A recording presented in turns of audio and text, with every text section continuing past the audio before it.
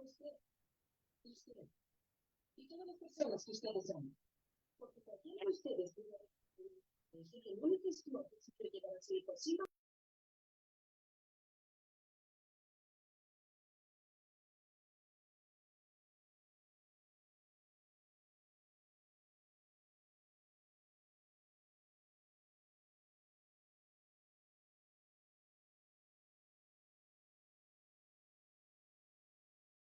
Ya.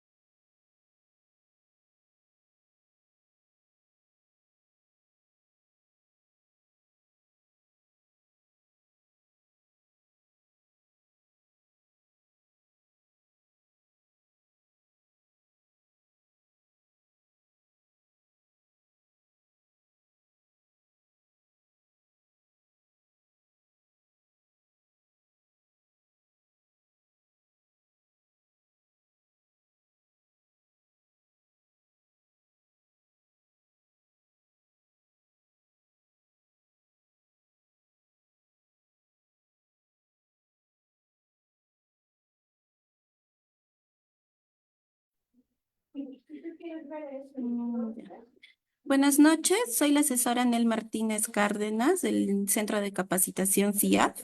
Eh, Vamos a presentar el curso de ginecología pediátrica a cargo del ponente Michelle Escobar Paz.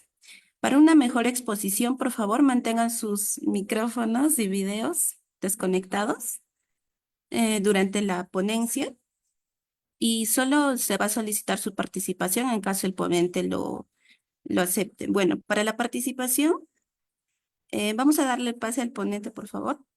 Gracias.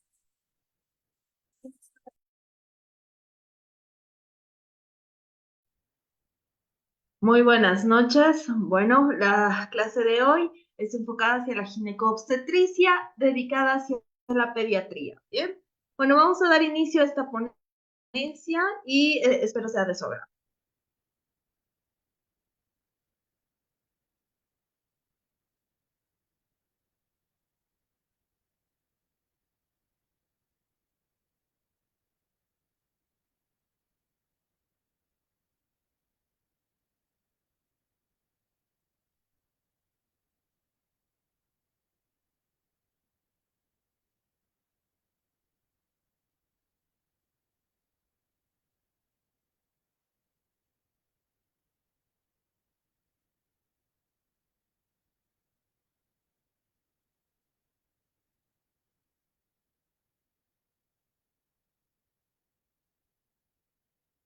Vamos a dar un minutito más para que puedan ingresar más participantes.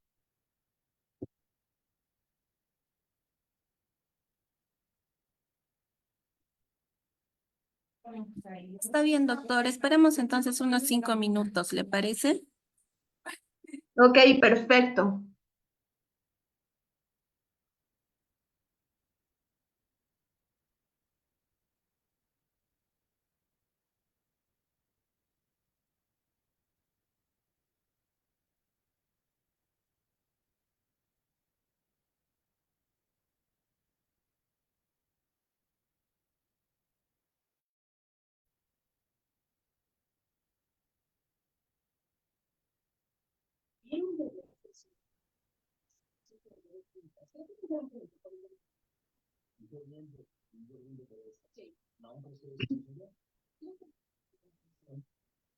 Así como una mala madre que le dice que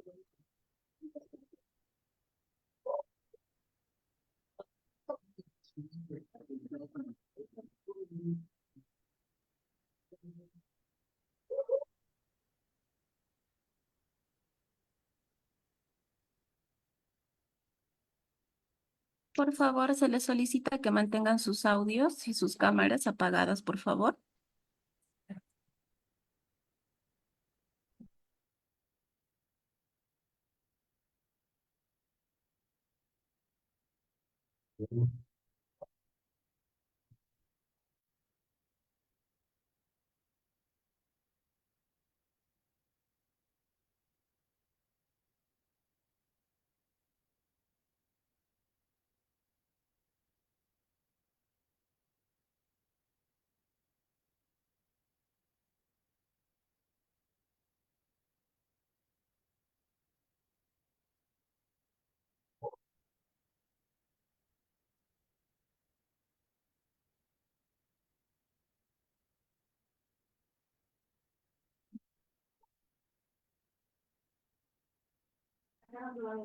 Muy buenas noches, estimados participantes. Les saluda Nel Martínez, asesora académica del Centro de Capacitación CIA. Bienvenidos al curso de Ginecología Pediátrica. Vamos a dar el pase a la ponente Michelle Escobar Paz. Por favor, cualquier duda que tengan, realícenlo al final de la ponencia. Y para una mayor información sobre los materiales del curso, les voy a facilitar mi número por el chat del Zoom. Gracias. Le doy el pase, doctora. Muchas gracias. Bueno, vamos a dar inicio a la ponencia de esta noche. Primero que nada, quiero agradecerles por estar presentes en este curso que va a ir enfocado a lo que es la ginecopediatría, ¿no? ¿Y qué es la ginecopediatría? Bueno, son dos tipos de disciplinas. Estas dos disciplinas que van a ir enfocadas. Ginecología hacia la parte femenina y pediatría hacia la parte infantil, ¿no? Es una disciplina dedicada ¿a qué? Al estudio y el manejo de aspectos ginecológicos en niñas y en adolescentes. Por lo general vamos a realizar este tipo de ponencias cuando hay un diseño y una preparación para la comprensión de los fundamentos del desarrollo fisiológico y también de algunas variantes patológicas del sistema reproductivo de los infantes, ¿ya?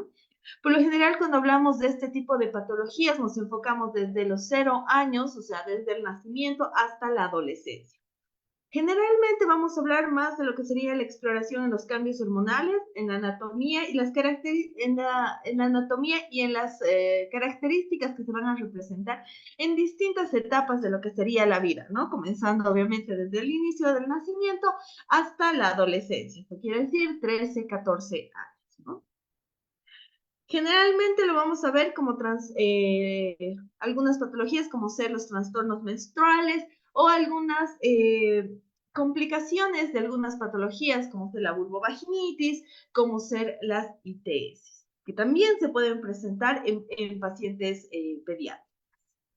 Bueno, sin más preámbulos, entonces demos inicio a lo que va a ser esta ponencia.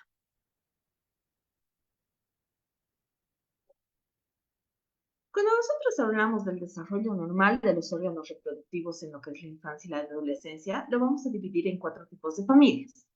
Desde el nacimiento hasta los 2 años de edad, lo que sería la infancia temprana, esta infancia temprana que va a ir de los 2 años de edad hasta lo que sería los 8 años de edad, ¿no? La prepubertad, que va a ir enfocada entre los 8 y los 10 años de edad, y la pubertad, que va a ser entre los 9 y los 13, 14 años de edad.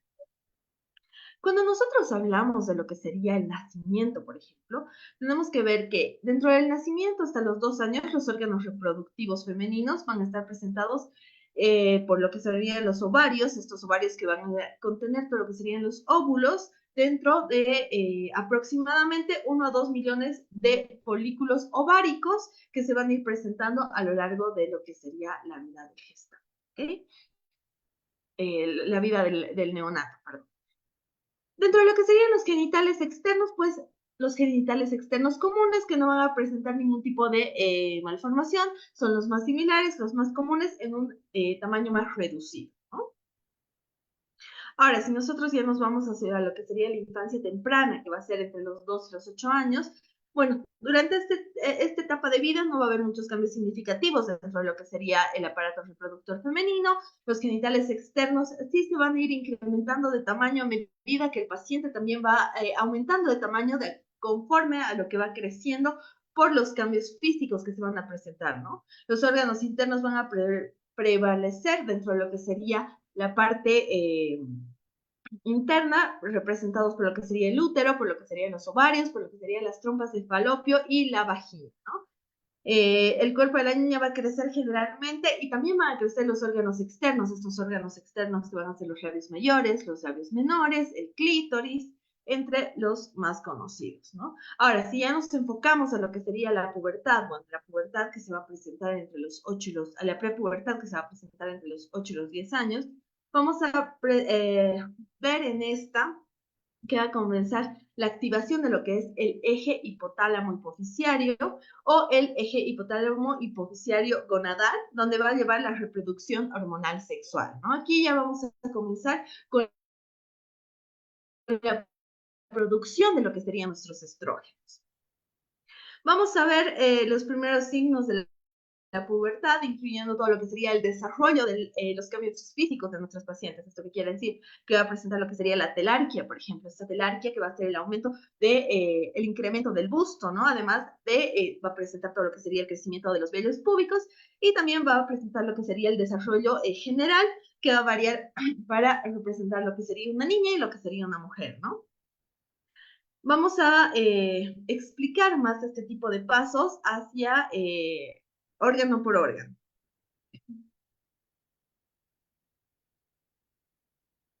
Por ejemplo, cuando hablamos de lo que serían los ovarios, nosotros sabemos que los ovarios al nacer tienen una forma pequeña, más o menos van a ser representados en 1 o 2 milímetros y bueno, van a obtener o van a tener todo lo que sería el incremento ovárico que va a ser entre 1 y 2 millones de folículos ováricos. Durante la infancia pues no va a haber mayor cambio que nosotros vayamos a presentar, van a ser los cambios muy insignificantes y generalmente van a presentar lo que serían las hormonas sexuales y los folículos ovarios no madurados, ¿no?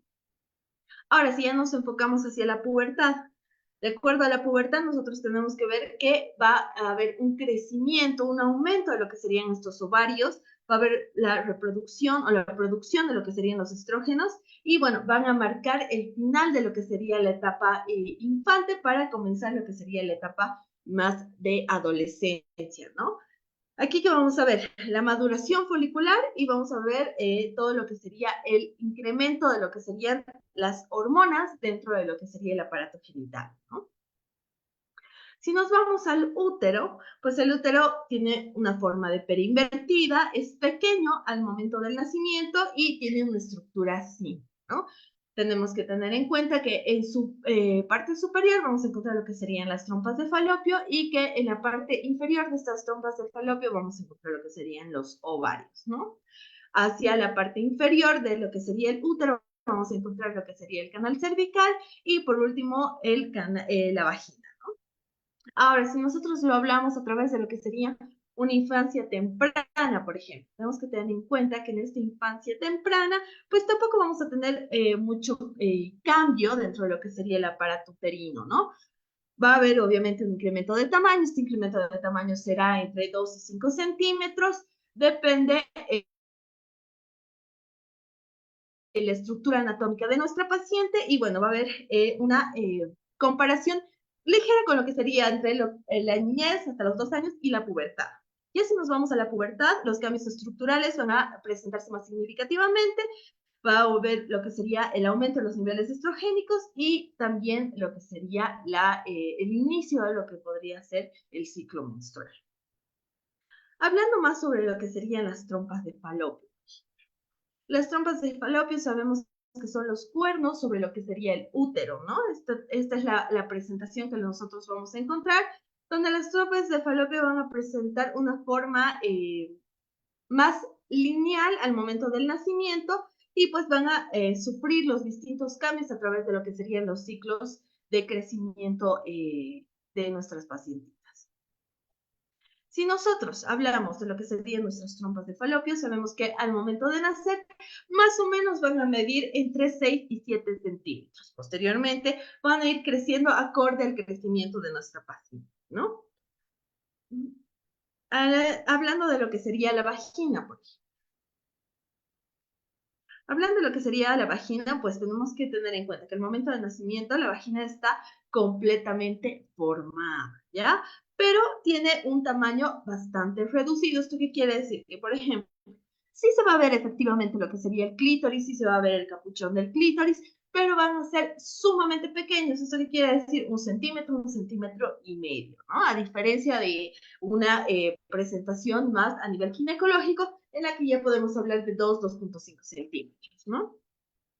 Hablando de una infancia temprana, pues la vagina va a crecer proporcionalmente a lo que sería el resto del cuerpo, pero va a permanecer relativamente pequeña a comparación de la pubertad y a comparación de la adolescencia. Ahora bien, nosotros sabemos que en distintas etapas de lo que sería la vida a nivel ginecológico, pues va a sufrir distintos cambios, no solamente a nivel de la niñez y de la pubertad, sino también durante la gestación, durante el alumbramiento, durante lo que sería el periodo de lactancia, el periodo reproductivo y posteriormente en el periodo de la posmenopausia, pues va a generar lo que sería un distinto ciclo y una distinta formación, ¿no?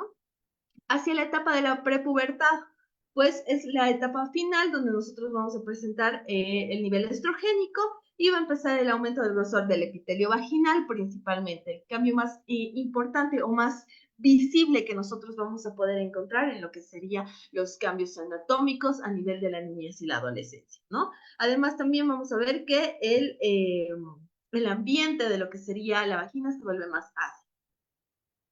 Hablando de los genitales externos, bueno, al momento del nacimiento nosotros sabemos que está compuesto el aparato vulvar, que nosotros vamos a llamar a los genitales externos, por la vulva, los labios mayores, los labios menores y lo que sería el clítoris, ¿no?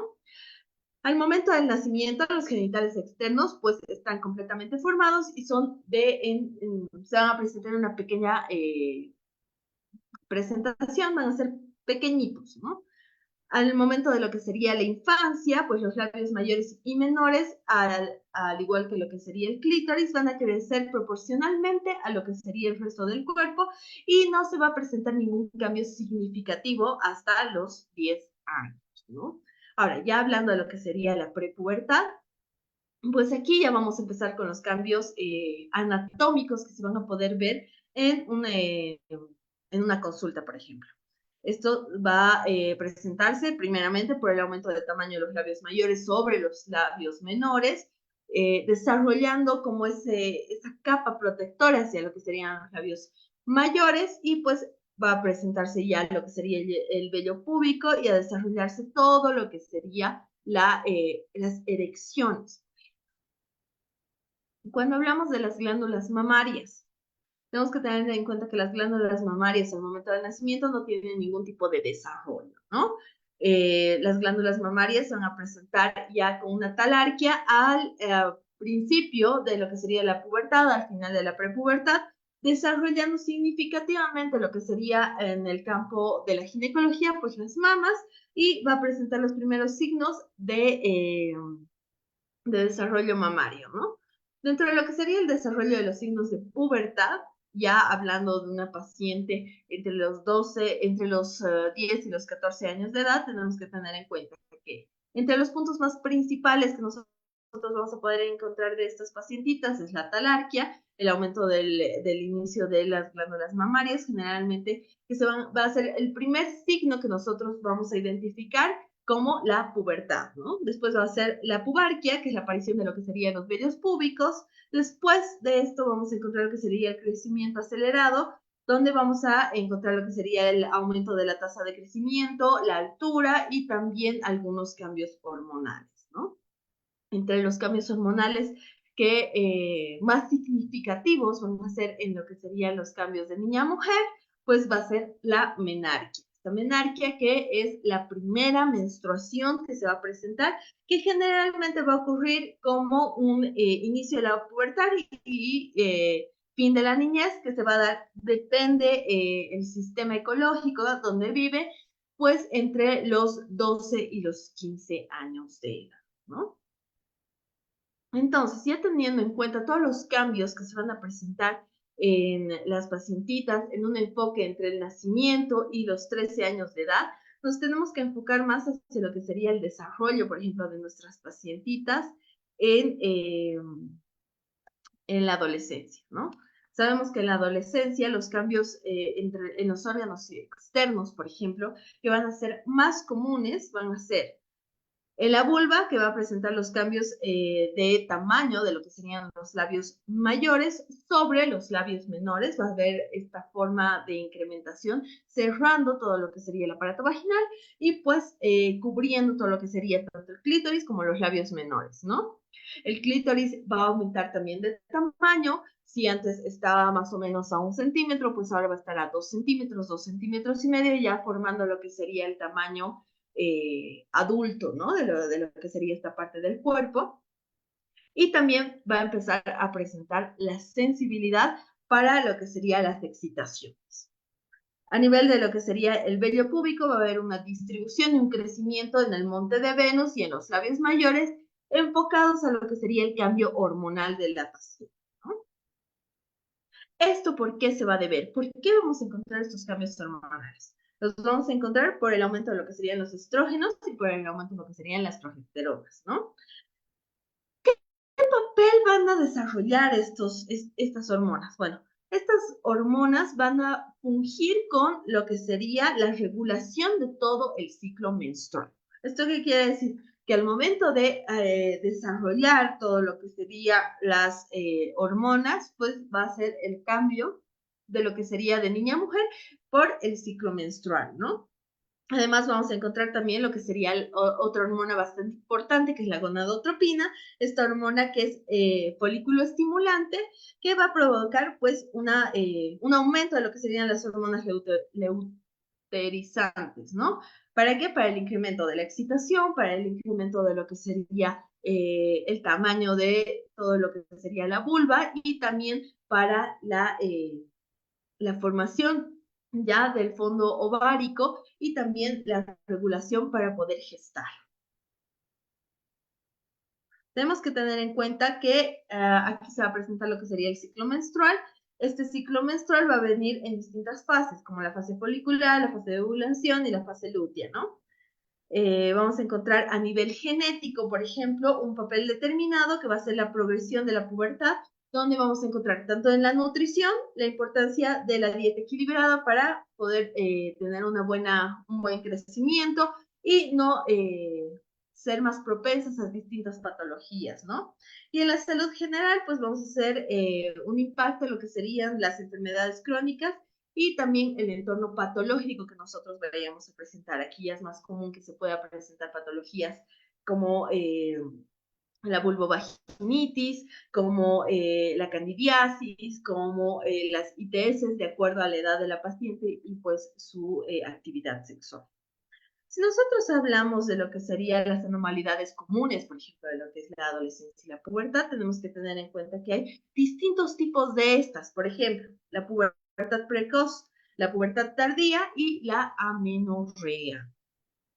Entonces, nosotros tenemos que tener en cuenta el distinto ciclo que nosotros vamos a encontrar en nuestras pacientitas. si es una edad inicial, si es una infancia temprana, si es una prepubertad o si ya está entrando en lo que sería la pubertad, ¿no? Dentro de lo que sería el desarrollo de los distintos órganos internos, por ejemplo, en la adolescencia, tenemos que saber que, por ejemplo, en el desarrollo de los ovarios, vamos a encontrar lo que serían los folículos ováricos. En estos folículos ováricos en la pubertad, pues va a comenzar la maduración folicular y al momento de comenzar esta maduración folicular van a cambiar las estructuras de los óvulos, ¿no? Entonces la paciente ya va a tener la formación ovular para poder gestar. También vamos a encontrar la hormona FSH, que va a estimular ¿qué? Va a estimular la incrementación de los folículos ovarios y el crecimiento de estos. Y también vamos a encontrar lo que serían los folículos que convierten toda la parte dominante de lo que sería la incrementación del óvulo a la liberación durante la ovulación. Dentro de la producción de hormonas que tenemos que tener en cuenta, pues sabemos que en los ovarios se va a producir los estrógenos, ¿verdad? Al producirse los estrógenos también va a haber un aumento de lo que sería la progesterona y vamos a encontrar lo que serían las hormonas esenciales. ¿Para qué? Para las características principalmente sexuales, ¿no? Entonces ya sabemos que tenemos las características sexuales primarias y las características sexuales secundarias, ¿no? Generalmente la adolescencia se va a enfocar ya en las características sexuales secundarias, hablando ya de lo que sería la regulación del ciclo menstrual, la regulación de los estrógenos, la promoción del desarrollo de las mamas, la distribución de todo lo que sería el tejido graso y el incremento del útero, ¿no? Dentro de lo que sería la progresión, vamos a preparar todo lo que es el endometrio. ¿Para qué? Para la implantación de lo que sería el óvulo, ¿no? Y esta implementación, ¿cuándo es que se va a dar? Se va a dar en lo que sería la fertilización o el embarazo temprano.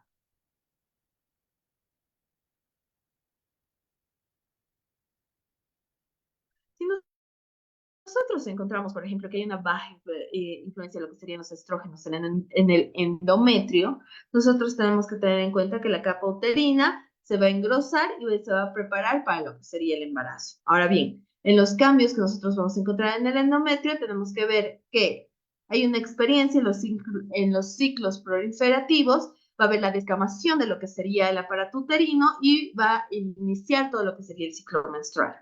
Si nosotros nos enfocamos a todo lo que sería la fase folicular de este ciclo, por ejemplo, tenemos que ver que el endometrio se va a engrosar y va a prepararse para todo lo que sería la implantación, ¿no? Posteriormente va a ocurrir lo que sería la fertilización en el endometrio y se va a desprender posteriormente en la menstruación. Dentro de lo que serían las trompas de falopio, pues va a haber un desarrollo completo de estas en la pubertad, donde los ciclos en el interior de las trompas van a aumentar en lo que sería la facilidad. ¿Para qué? Para que el óvulo pueda migrar, ¿no? Para que el óvulo se pueda transportar. Además, va a haber un aumento de lo que sería la movilidad, donde se vuelven más eficaces estas trompas de falopio para el transporte de lo que serían los óvulos y también para el ingreso de lo que serían los espermatozoides, ¿no? Esto va a ayudar ¿a qué? A la fertilización. A nivel de lo que sería la vagina, por ejemplo, los cambios que nosotros vamos a poder ver, primeramente van a ser en la mucosa vaginal, ¿no? ¿Qué vamos a encontrar? Que esta mucosa vaginal se va a encontrar más engrosada y se va a volver más resistente, ¿no? A nivel de lo que sería la producción del moco cervical, también va a cambiar en lo que sería a lo largo del ciclo menstrual, donde va a haber una afluencia de las hormonas y posteriormente cambios en el pH. ¿Qué cambios vamos a encontrar del pH? El pH vaginal se va a volver más ácido debido a ¿qué? Al aumento de lo que sería la producción de ácido láctico y a la ayuda de la prevención de algunas patologías como ser las infecciones comunes vaginales, ¿no? Ya hablando a nivel externo de lo que sería el aparato reproductor femenino en la adolescencia, pues tenemos que tener en cuenta que el cambio de los labios mayores y menores van a ser muy significativos, donde vamos a ver que los labios mayores pues van a presentar un crecimiento, un cambio de forma, cambio de tamaño y cambio de color, que es muy importante a nivel de lo que sería la adolescencia, ¿no? Y esto se va a dar ¿por qué? por el aumento de los estrógenos, ¿no? Ahora, si ya nos enfocamos también a lo que sería el tejido, vamos a encontrar que aquí va a haber un tejido adiposo que se va a envolver también en lo que serían los labios menores y va a ser más prominente o más proporcional en lo que serían estos. A nivel de lo que sería el clítoris, ¿qué vamos a encontrar en esto? Pues el cambio de tamaño y la sensibilidad, donde el clítoris se va a volver más sensible debido a lo que serían las influencias hormonales, va a haber un aumento de lo que sería la sensibilidad para la función sexual del adulto.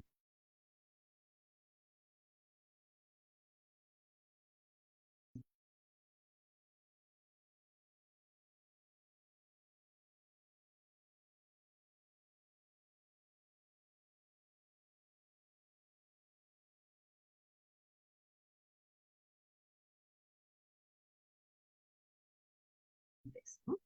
Y bueno, también diferenciaciones sexuales.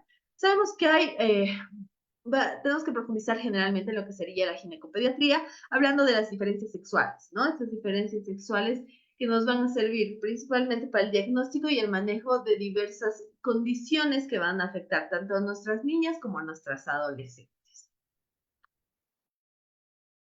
Dentro de los fundamentos de la diferenciación sexual, nosotros tenemos que tener en cuenta tres impactos principales, como sea la genética, el desarrollo gonadal y también el desarrollo sexual, ¿no?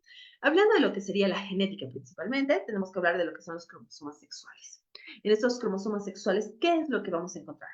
Entre los cromosomas sexuales femeninos sabemos que un cromosoma X dado por el padre y un cromosoma X dado por la madre dan como producto una paciente femenina, ¿no? Ahora, si nosotros nos enfocamos en que el padre va a presentar un cromosoma Y y la madre su mismo cromosoma X, pues el producto va a ser masculino.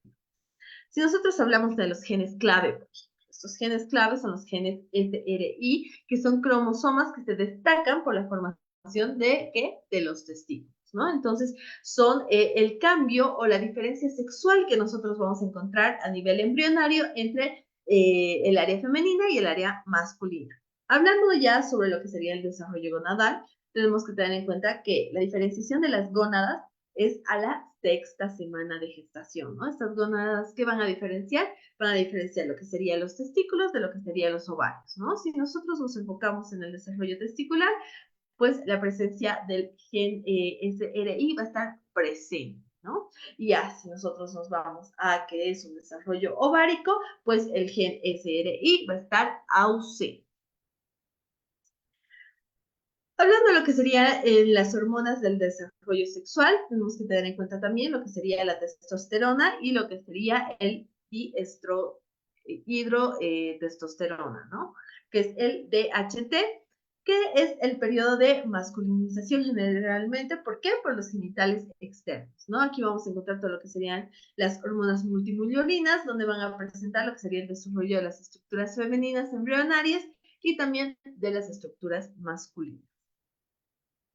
Ya enfocándonos hacia lo que sería la valoración normal y patológica, tenemos que tener en cuenta las valoraciones normales. Estas valoraciones normales donde vamos a encontrar la amplitud de lo normal y la pubertad, la patología, el área de la pubertad y el área de la pubertad retrasada. Dentro de lo que sería la amplitud normal, tenemos que enfocarnos en distintos tipos de desarrollos que nosotros vamos a poder encontrar en el área femenina, ¿no?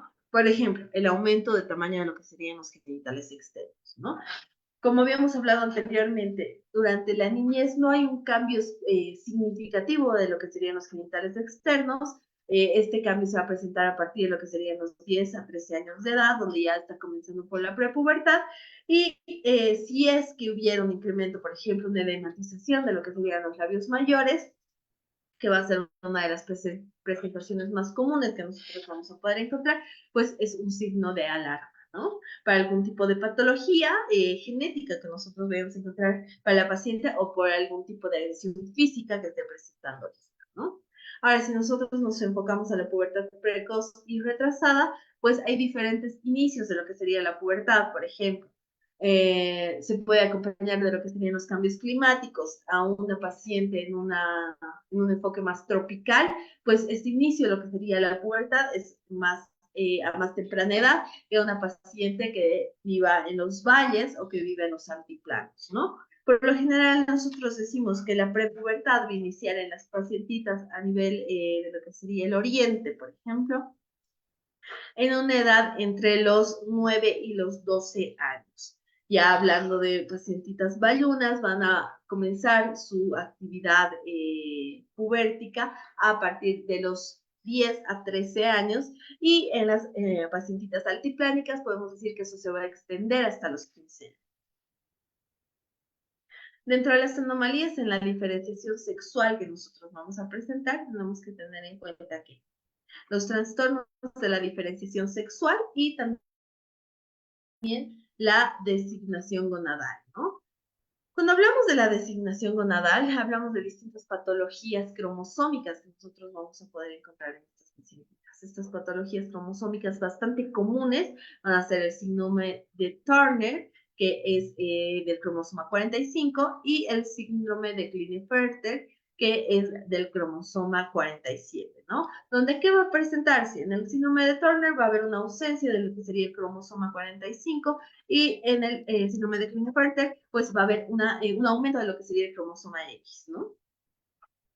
¿Qué va a presentar en estas pacientitas? ¿Qué sintomatología vamos a encontrar? Vamos a presentar que hay un tórax ancho, un tórax aumentado de tamaño, va a presentar hipotiroidismo, va a haber una infertilidad, las orejas van a estar implantadas hacia la parte inferior de lo que sería la ocupación habitual, la mandíbula va a ser más retraída, más pequeña, consecuente de lo que sería el hipertiroidismo, van a tener lo que sería un cuello más corto y más ancho, van a presentar también problemas cardíacos bastante comunes.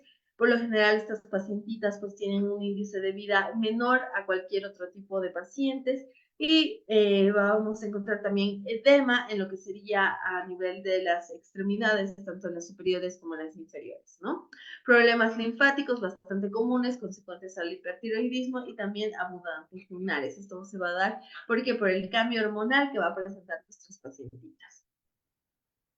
Dentro de los trastornos de diferenciación sexual que nosotros conocemos, pues tenemos que tener en cuenta la hiperplasia suprarrenal congénita y la insensibilidad a lo que serían los andrógenos. Ya enfocándonos en un manejo clínico de este tipo de patologías, tenemos que tener en cuenta.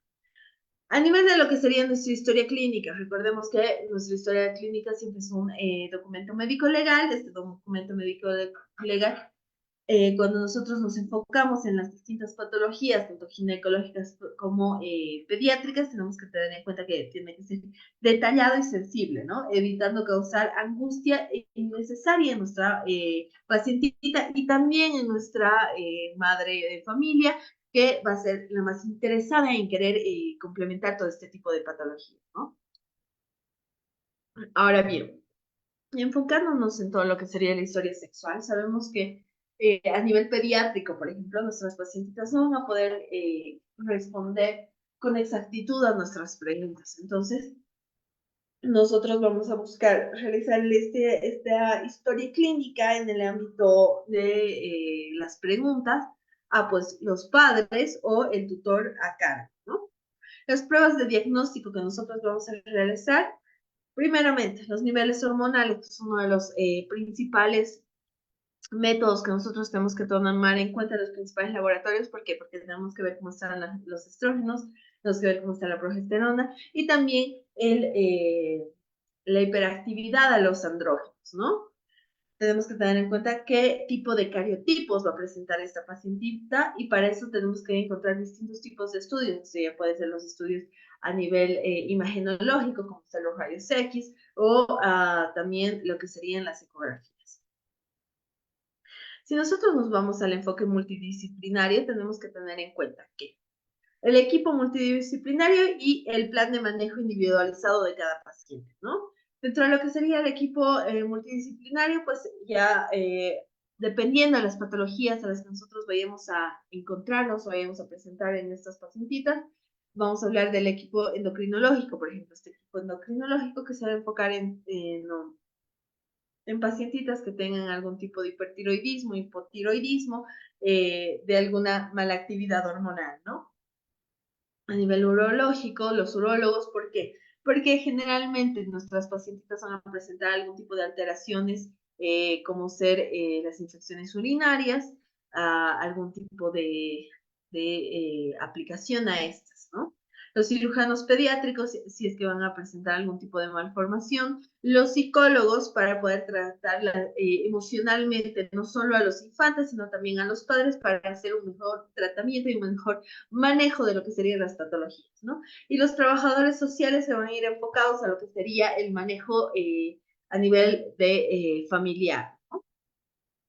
Ahora, el plan de manejo individualizado, enfocándonos específicamente a nuestros niños, a nuestros infantes, adaptando lo que sería, primero, las necesidades básicas específicas para la patología que ellos vayan a presentar y el entorno familiar al que están sometidos, ¿no? Dentro de lo que sería la comunicación y la empatía, tenemos que tener en cuenta la comunicación abierta y honesta, no solo con nuestro paciente, sino también con los padres, ¿no? El apoyo psicológico que va a ser fundamental para que para el bienestar emocional de nuestros pacientes y también para el ambiente familiar. Y el empoderamiento de la familia, ayudar con la educación y el apoyo para tomar las decisiones principales o específicas para la patología presentada por nuestros pacientes. Hablando de los aspectos éticos y culturales, pues tenemos que tener en cuenta que el consentimiento informado, que es primordial para, no solo para nuestros pacientes, sino también para el respaldo de nosotros mismos, ¿no?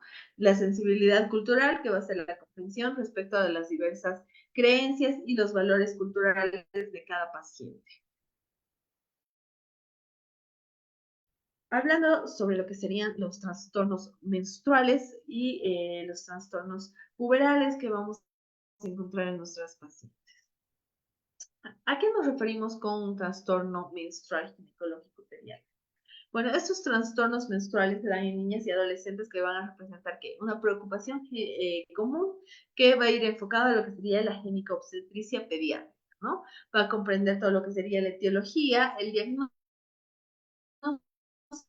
y el manejo fundamental ¿para qué? Para ofrecer un tratamiento.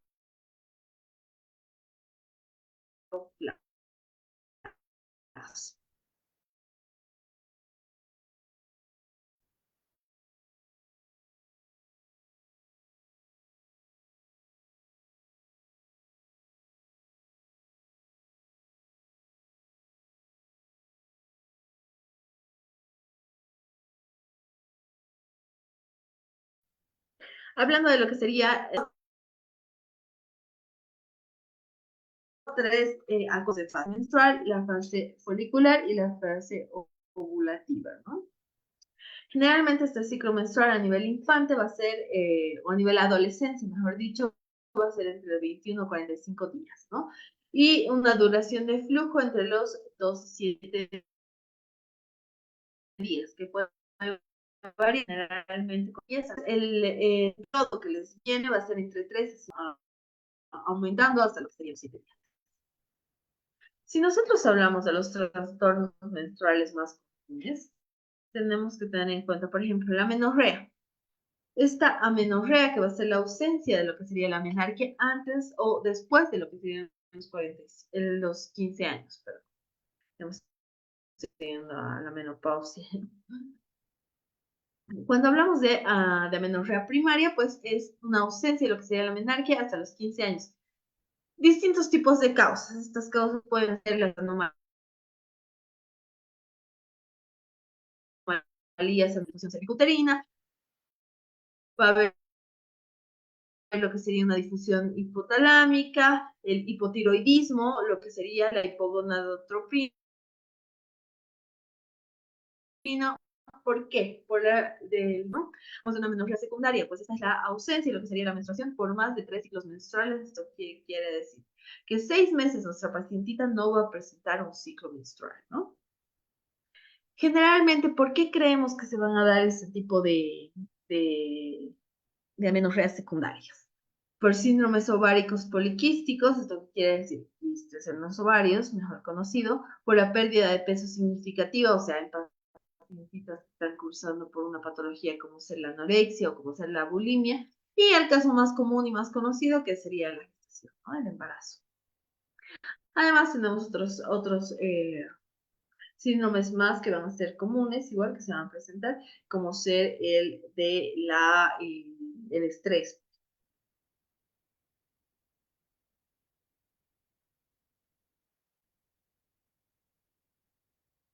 Otro de los trastornos más comunes que nosotros vamos a presentar, pues va a ser la dismenorrea, esta dismenorrea que también va a presentarse a nivel primario y a nivel secundario, donde, ¿qué se va a presentar? La dismenorrea es el dolor, ¿no? Este dolor que se presenta a través de la menstruación, que se puede dar por algún tipo de patología pélvica subyacente, ¿no? El tratamiento generalmente van a ser AINES o anticonceptivos orales. Ahora, si nosotros nos enfocamos en una dismenorrea secundaria, ¿a qué va a estar enfocada? A distintas patologías endometriales, ¿no? Esto generalmente se puede dar por una enfermedad inflamatoria pélvica.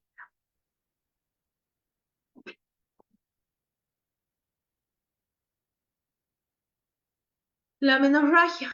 La menorragia que va a ser el sangrado excesivo de lo que sería la menstruación, ¿no? Esto va a ser mayor a 80 mililitros por ciclo. ¿Por qué se va a dar este tipo de patologías, esta menorragia? Se va a dar ¿por qué? Por alteraciones hormonales, por trastornos de coagulación o por fibromas uterinos, ¿no? La oligomenorragia. La oligomenorragia pues va a ser la menstruación infrecuente por más de 45 días entre periodo y periodo, ¿ya? Las causas más comunes van a ser trastornos tiroideos, la anorexia nerviosa y también la aparición de la sequela. Lo que sería la polinomegorrea son ciclos menstruales frecuentes, pero de 21 días entre periodo y periodo, ¿no? A diferencia de lo normal que debería ser de 28 días. Las causas más comunes pues son la anovulación y el uso de ciertos anticonceptivos, ¿no? Generalmente cuando nuestras pacientitas tienen ovario poliquístico, pues entre los tratamientos más comunes que nosotros vamos a dar son anticonceptivos orales que van a hacer como que un cambio también a nivel de lo que sería el ciclo menstrual, ¿no?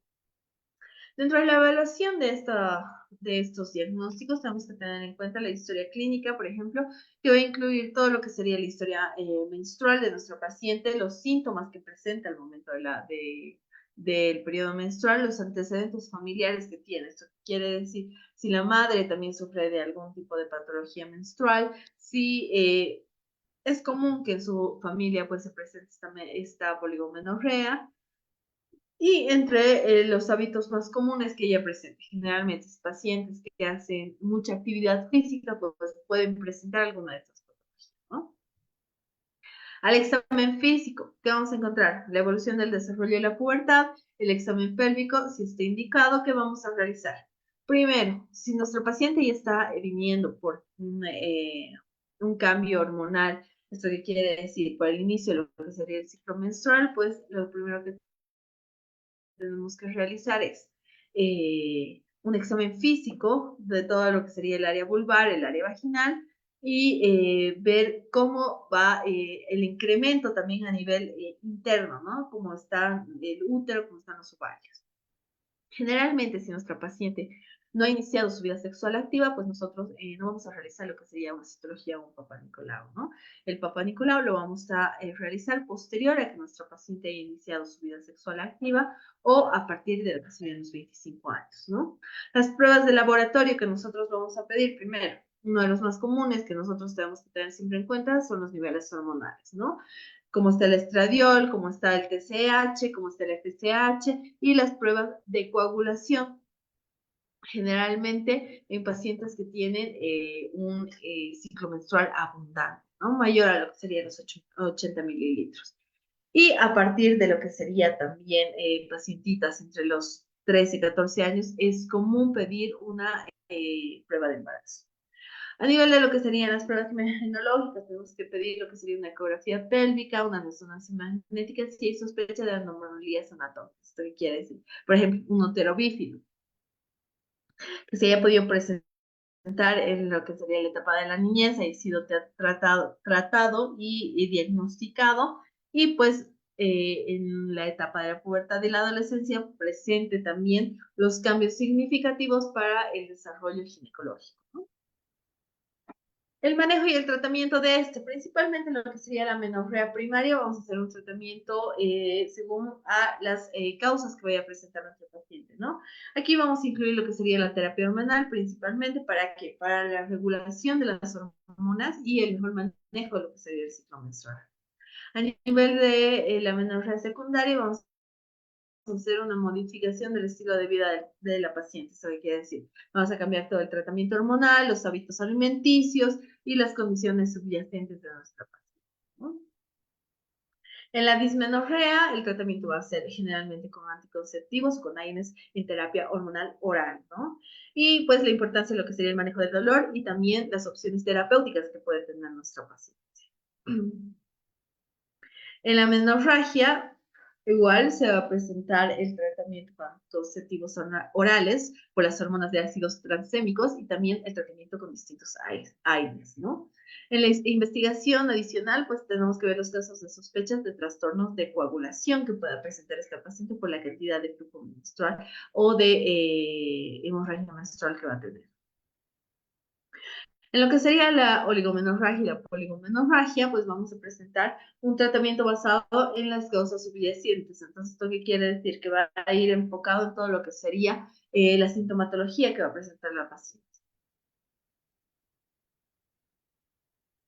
Más o menos en la menstruación, Alicia, va a ser más o menos enfocado entre lo que serían los 20 y los 45 ml, ¿no? Por menstruación.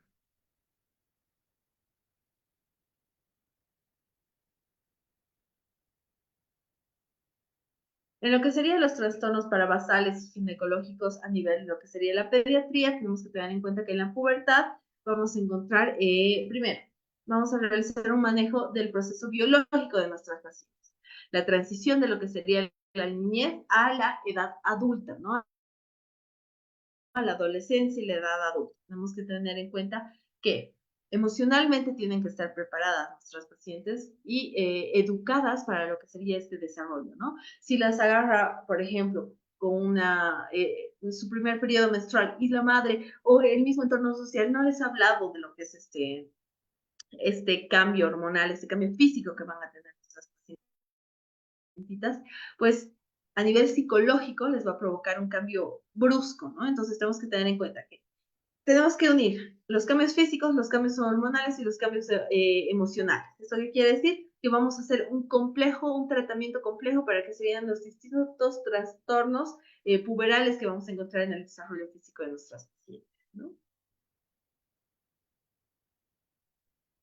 Según lo que sería el desarrollo normal de la pubertad, tenemos que tener en cuenta que la secuencia normal de estos eventos, en lo que sería la telarquia, o sea, el aumento de lo que serían las mamas, el incremento de lo que serían las mamas, se va a dar entre los 8 y los 13 años, ¿no? Generalmente va a comenzar entre los 9 y 10 años ya a utilizar lo que sería el aumento de los brasieres principiantes, como les dicen, ¿no? ¿Por qué? Porque ya va a haber un incremento de lo que sería las mamas, no significativo, pero ya va a empezar el incremento, ¿no? La pubarquia, que va a ser el crecimiento de los vellos púbicos, generalmente eso va a ser consecuente a lo que sería la telarquia, ¿no? Ya a partir de los 12, 13 años de edad. El crecimiento acelerado, esto ocurre después de lo que sería la telarquia, entonces las pacientes van a ir aumentando de tamaño. Es por eso que generalmente en esta edad de nuestras pacientitas, entre los 10 y 13, 14 años, pues van a ser más altas las mujercitas que los varoncitos, ¿no? El crecimiento acelerado y la menarquia, que va a ser pues la primera menstruación que se va a dar entre los 10 y los 15 años. Las hormonas clave que nosotros tenemos que tener en cuenta para el sistema reproductivo y también para el crecimiento de nuestras pacientes es la hormona liberadora de gonadotropina, la hormona luteinizante y las hormonas del folículo estimulante, ¿no? Además, estas van a estar acompañadas de lo que serían los estrógenos y las progesteronas. En la pubertad precoz, ¿qué es la pubertad precoz? Bueno, es la aparición de los distintos signos que antes hemos mencionado, antes de lo que serían los 8 años de edad y antes en las niñas y antes de los 9 años de edad en los niños, ¿no? Dentro de su etiología tenemos que tener en cuenta que a nivel central pues va a ser independiente a lo que sería nuestra hormona gonadotropina coreánica y también a distintos tumores hipotalámicos que pueda presentar nuestro paciente. A nivel de lo que sería nuestra periferia va a ser independiente a lo que sería nuestra hormona de la gonadotropina y va a presentar hiperplasia suprarrenal congénita y también los tumores ováricos. Para la evolución y el diagnóstico de estas, primeramente, nuestra historia clínica bien detallada, nuestro examen físico a nivel de lo que sería la parte genital femenina y nuestros estudios de complementación, donde vamos a pedir primero cómo van a estar las hormonas LH, FSH y el estradiol, ¿no? Además de apoyarnos con los laboratorios imagenológicos, donde vamos a encontrar lo que sería el ultrasonido pélvico y la resonancia magnética cerebral, para poder encontrar las distintas patologías que nosotros vayamos presentando en esta etapa de crecimiento. El tratamiento generalmente se va a dar con análogos de lo que sería esta hormona y también se va a dar con un tratamiento específico para lo que sería la pubertad precoz periférica. Esto quiere decir distintos tipos de hormonas luteinizantes que nosotros vamos a poderles brindar a nuestras pacientitas para detener ese crecimiento, ¿no? Y la pubertad tardía, que va a ser la definición de una ausencia de lo que sería el desarrollo después de los 18, de los 13 años de edad y una ausencia de la menarquia hasta los 15 años de edad, ¿no? Esta etiología pues va a ser un retraso de lo que sería el desarrollo normal, donde vamos a presentar patologías como ser el hipogonadismo, lo que sería la hipogonadotropía y algunas patologías hormonales, ¿no? Igual el diagnóstico lo vamos a realizar de la misma forma, con historia clínica, examen físico, los estudios hormonales y los estudios imagenológicos, ¿no? El tratamiento generalmente se va a dar con estrógenos y todo lo que sería la progesterona y algunas patologías subyacentes que nosotros podemos tratar, como ser, por ejemplo, los ovarios poliquísticos. Dentro de otros trastornos que nosotros vamos a poder encontrar en lo que serían estas pacientes, tenemos que encontrar lo que sería la pubertad rápida o temprana, que va a ser la ausencia puberal normal, lo que sería la pubertad incompleta, la aparición de algunos signos de la pubertad, pero no va a haber una progresión de eso, ¿no? Por ejemplo, va a haber el aumento de lo que serían las mamas, pero a los 15 años no va a presentar lo que sería el periodo menstrual, ¿no? Y la pubertad asimétrica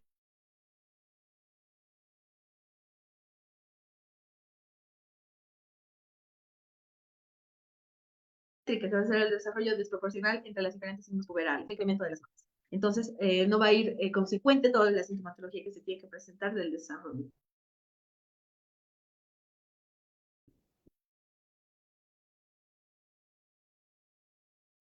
¿No? Nuestros pacientes y una mala adaptación social. En lo que sería la pubertad tardía, pues va a generar lo que sería la ansiedad, la preocupación y sobre todo el mal desarrollo físico, ¿no? Y la importancia de lo que sería el apoyo psicológico, el apoyo familiar en estos pacientitos, ¿no? Además del apoyo emocional.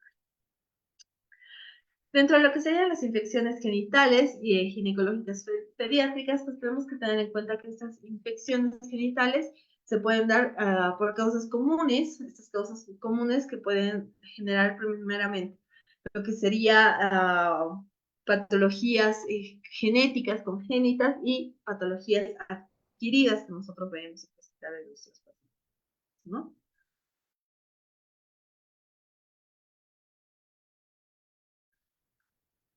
Diferentes tipos de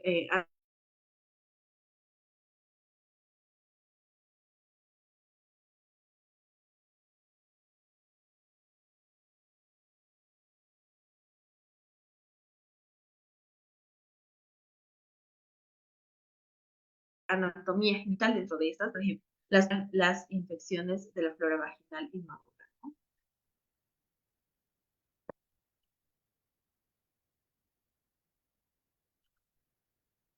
Dentro de estas infecciones que nosotros vamos a poder encontrar, una de las más conocidas, de las más comunes, va a ser la vulvovaginitis.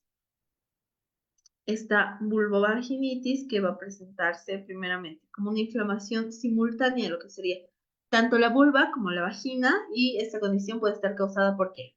Puede estar causada por diversos factores, tiene diversas etiologías, ¿no? Las infecciones bacterianas, el Helicobacter coli, la irritación química, una mala higiene, un uso prolongado de lo que serían los pañales, ¿no? Los síntomas comunes incluyen lo que sería el enrojecimiento, el crecimiento vaginal anormal, dolores y molestias al orinar y los cambios de olor vaginal, ¿no? Dentro de lo que sería el diagnóstico para poder realizar este tipo de patologías, bueno, vamos a realizar generalmente una buena historia clínica,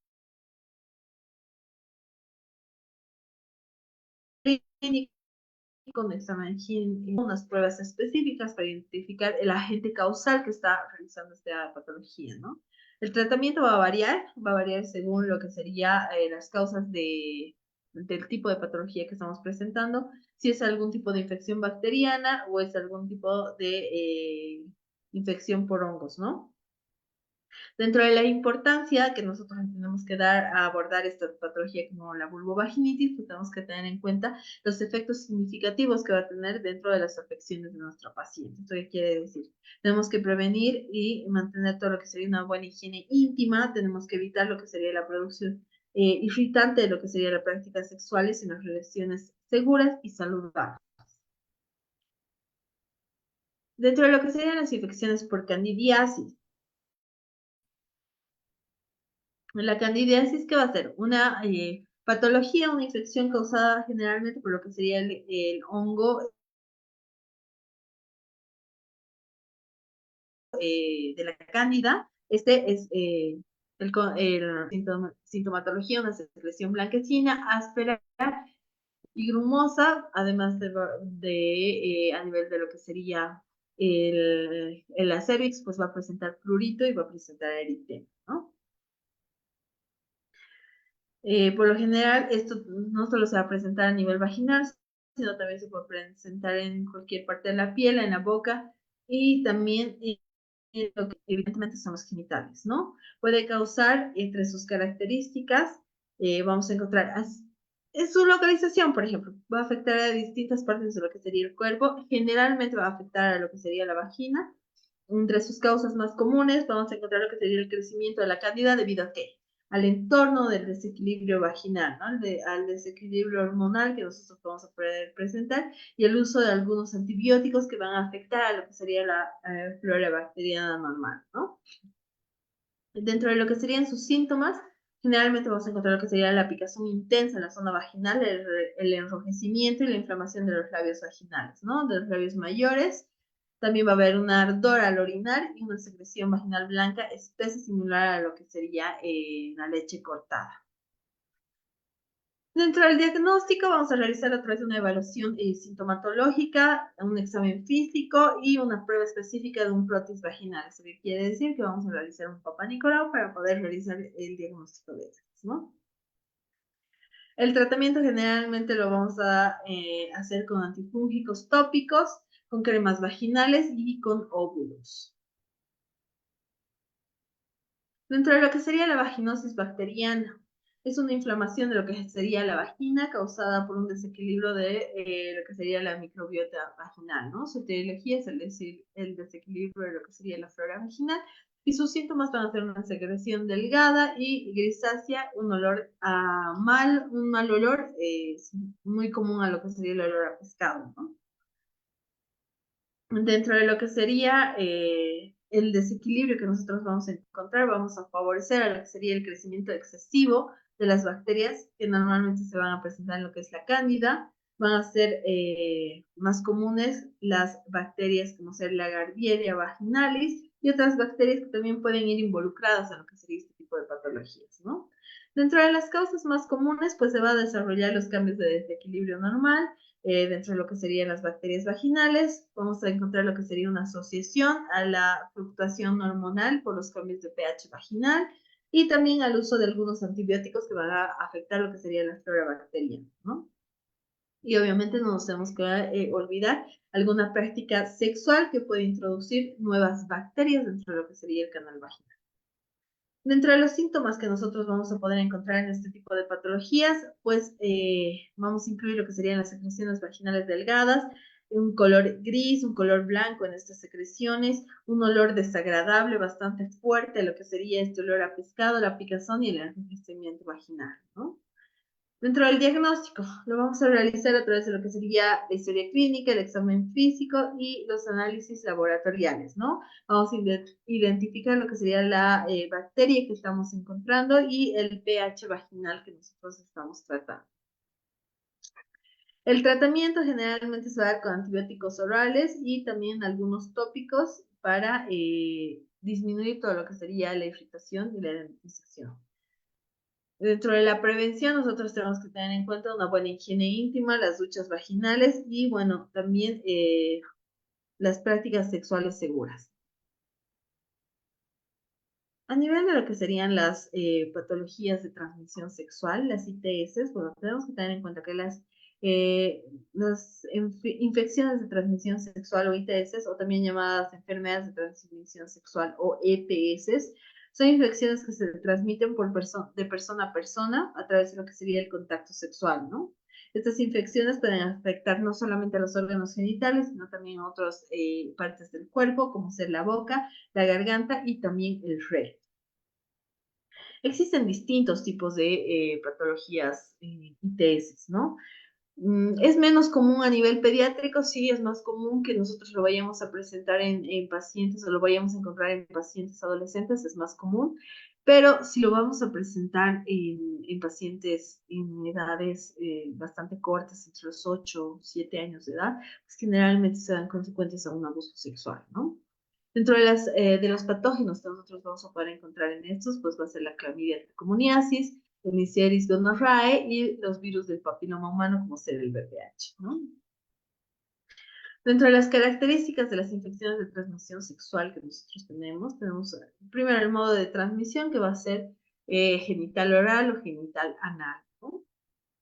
Tenemos que tener en cuenta que los tipos más comunes incluyen lo que sería la clamidia, la gonorrea, la sífilis, el VIH-Sida, la herpes genital y las infecciones por el papiloma humano. Dentro de los síntomas, pues vamos a variar de síntoma a síntoma, donde vamos a presentar generalmente dolor al orinar, úlceras genitales, picazón, dolor abdominal, fiebre, entre otros, ¿no? Dentro del diagnóstico, lo vamos a realizar mediante pruebas específicas de lo que sería sospecha de IBN, de ITS, haciendo una prueba de ADN para las pruebas de los antígenos, ¿no? Generalmente realizamos ELISAs. Dentro de lo que serían los factores predisponentes, bueno, ya habíamos hablado anteriormente de estos, una higiene adecuada, ropa interior ajustada, entre otros, ¿no? Para el diagnóstico, una buena historia clínica, una evaluación sintomatológica, la duración de posibles factores desencadenantes, entre otros. Buenos hábitos, entre otros, ¿no? Dentro del diagnóstico, el examen físico, una inspección vaginal, vulvar, el uso de espéculo pediátrico es necesario para realizar este tipo de patologías, ¿no? Las pruebas de laboratorio, los cultivos vaginales son primordiales para realizar el diagnóstico de estas patologías, los exámenes microbiológicos también y las pruebas específicas de patologías de ELISA, ¿no? Para el tratamiento, primeramente, los tratamientos generales como mejorar la higiene, evitar los productos irritantes y el uso de ropa interior de algodón. Dentro del tratamiento de la vulvovaginitis, pues cremas de corticoides suaves, una crema de hidrocorticoide al 1% que va a reducir el prurito y la inflamación. Y los antimicóticos para lo que sería el caso de infecciones de cándida. Generalmente, ¿qué vamos a utilizar? Lo que sería el clotrimazol al 1 o al 2% en crema, vamos a aplicar en la zona afectada por 7 a 14 días. El miconazol, que va a ser al 2% en crema, y vamos a aplicar en la zona afectada entre 7 y 14 días. Y todo lo que serían las histaminas en crema, pues igual vamos a aplicar en la zona afectada entre 7 y 14 días. Hablando de lo que serían los comprimidos vaginales, los óvulos, vamos a utilizar el clotrimazol de 100 miligramos en suspensión por vía vaginal o por vía oral, también se puede utilizar cada noche durante 7 días. Y lo que sería el miconazol de 200 miligramos en suspensión vaginal cada noche por 3 días. Entre los tratamientos orales vamos a tener el fluconazol y lo que sería el ketoconazol El fluconazol que vamos a tener en dosis de 6 miligramos kilogramos pesos, una sola dosis dividida en 2 dosis diarias durante 3 a 7 días. Los criterios de Hamsel que van a requerir de 3 a 4 para lo que sería el diagnóstico, donde vamos a encontrar lo que sería la secreción vaginal delgada, homogénea, el pH mayor a 4.5, el olor fétido después de lo que sería la aplicación de los productos, y el club de Selles, que es la célula clave que va a presentar a nivel de lo que sería la microscopía, esa secreción vaginal, ¿no? El tratamiento de las ITS para la clamidia, por ejemplo, vamos a realizar lo que sería la citromicina de 20 miligramos kilogramo peso, máximo 1 gramo en una sola dosis oral. La doxiciclina de 100 miligramos, 2 dosis por 7 días. A nivel de lo que sería la Neisseria gonorrhoeae, vamos a utilizar lo que sería la ceftriaxona de 20 a 50 miligramos kilogramo día, máximo 200 miligramos por vía intramuscular.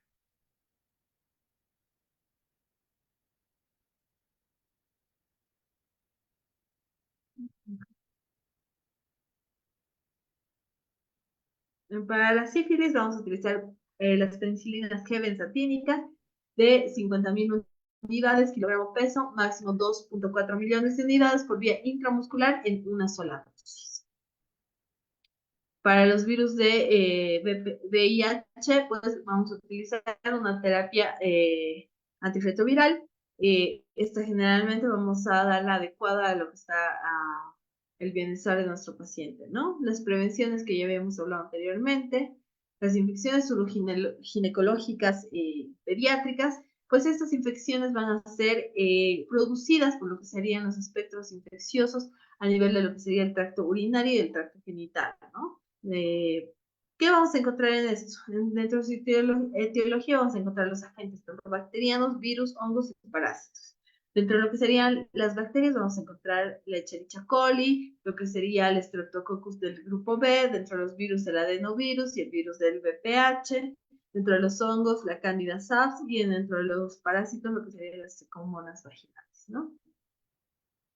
En la presentación clínica, la sintomatología de infección urinaria generalmente va a estar acompañado por disuria, frecuencia del urinar, urgencia del dolor y todo lo que sería la sintomatología de infección a nivel vaginal, el flujo vaginal anormal, el prurito, la irritación y el dolor pélvico, ¿no? Ahora, si nosotros nos enfocamos en los síntomas específicos de la edad, pues tenemos que tener en cuenta la presencia clínica entre lo que serían las lactantes, las preescolares, las escolares y las adolescentes. Dentro del diagnóstico vamos a hacer una buena historia clínica, como antes hemos dicho, un buen examen físico, vamos a encontrar todo lo que serían los factores de riesgo y en el examen físico a la inspección y a la palpación de todo lo que sería el área urogenital, ¿no? Dentro de las pruebas de laboratorio, ¿de qué nos vamos a apoyar? De un urocultivo para identificar todas las bacterias que nosotros vayamos a observar, un examen microscópico de flujo vaginal para obtener qué tipo de bacteria, tipo de un tipo de parásitos al que nos estamos enfrentando y las pruebas de diagnóstico rápidas para descartar que haya VPH en nuestras vidas. El manejo del tratamiento también van a ser tratamientos antimicóticos, antibacterianos. Estos se van a dar por distintos antibióticos que nosotros vamos a utilizar, como ser la amoxicilina y el ácido clavulánico. La duración va a ser entre 7 a 10 días y las consideraciones de recomendar generalmente la hospitalización, ¿no? Dentro de los antibióticos a elección tenemos que tener en cuenta el trimmetoprim sulfamethoxazole o lo que serían las cefalosporinas, ¿no? La duración de este tipo de tratamientos va a ser de 7 a 14 días, dependiendo de la severidad de la patología de nuestro paciente. Las medidas de soporte, pues debemos tener en cuenta la hidratación adecuada, los analgésicos y la higiene de nuestros pacientes. Dentro de las complicaciones, las vamos a dividir tanto en agudas como crónicas, hablando de las patologías agudas como lo que sería una pielonefritis o los abscesos perirenales y también una sepsis, ¿no? Dentro de las crónicas, cicatrices renales, la difusión vesicular y la infertilidad. Ahora, si nosotros nos enfocamos en lo que sería la educación sexual integral, tenemos que tener en cuenta que va a aplicar lo que sería la ESI. Esta ESI tiene una acción directa a lo que sería la calidad de vida de la infancia, considerando cada niño y cada niña como una singularidad y un sujeto en pleno derecho.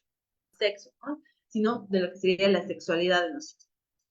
Para esto tenemos que tener un eje conceptual de lo que sería la ESI. La ESI va a enfocar en lo que sería lo que sería el cuerpo, la salud, la valoración afectiva, los derechos de los niños, el promover la igualdad de género y respetar todo lo que sería la diversidad, ¿no? Y bueno, les voy a dejar aquí este videíto para que lo puedan observar y me vayan dejando sus dudas en el chat para responderlas a la ponencia. Muy bien. ¿Qué es la educación sexual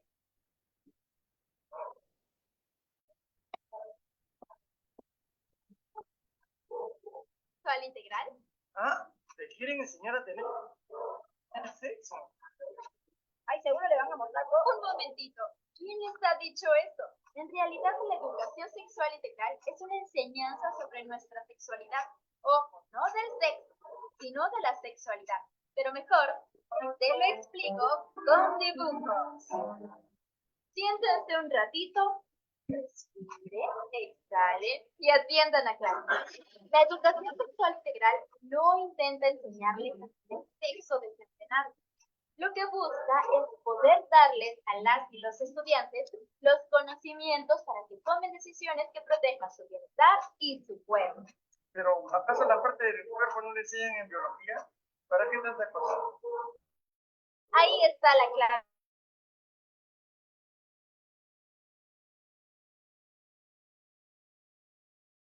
De la palabra integral. Ejemplo, tener relaciones de pareja y de amistad sana. Expresar tus afectos sin ser muy violentos. Entender nuestra sexualidad. Cómo nos cuidamos. Y eso no es algo solo biológico.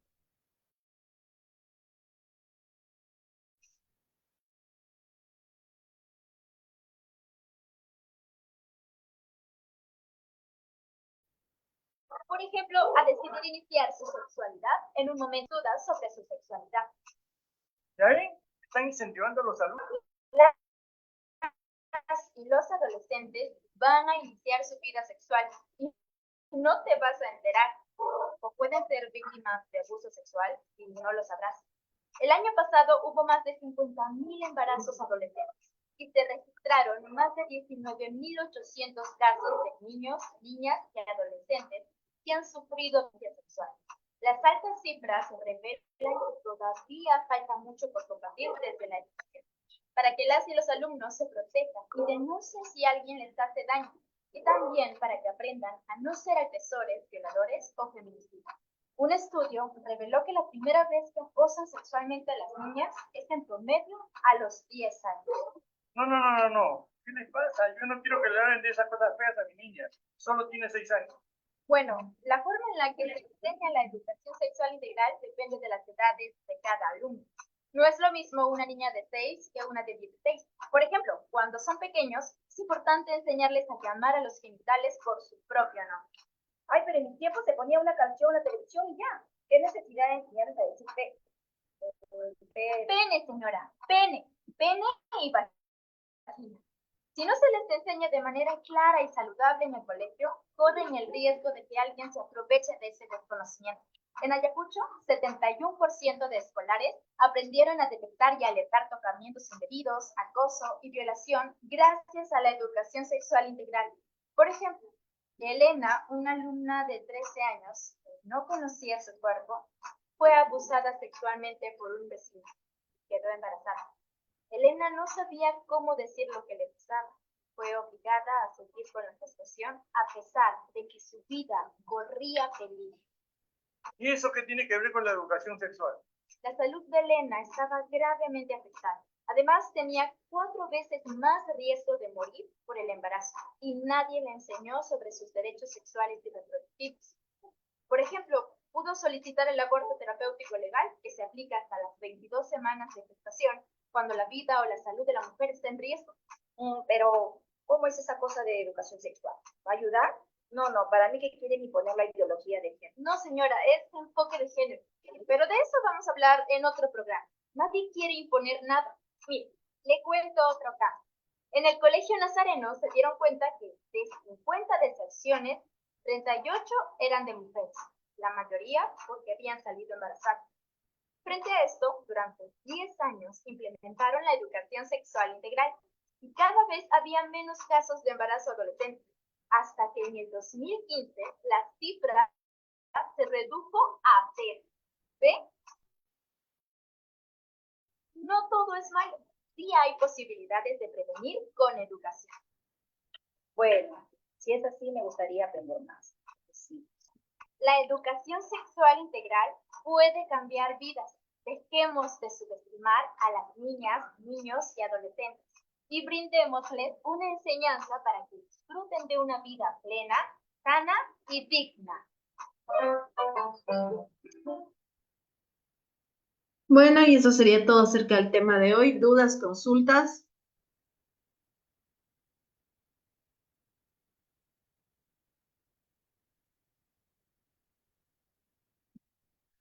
Bueno, a las que se han quedado, Vivi y Alicia, muchísimas gracias por haberme acompañado en esta ponencia. Espero tengan buena noche. Vamos a concluir la clase. Gracias, Alicia. Muchas gracias. Bueno, muy buenas noches a ustedes. Será hasta la siguiente ponencia. Gracias. Buenas noches.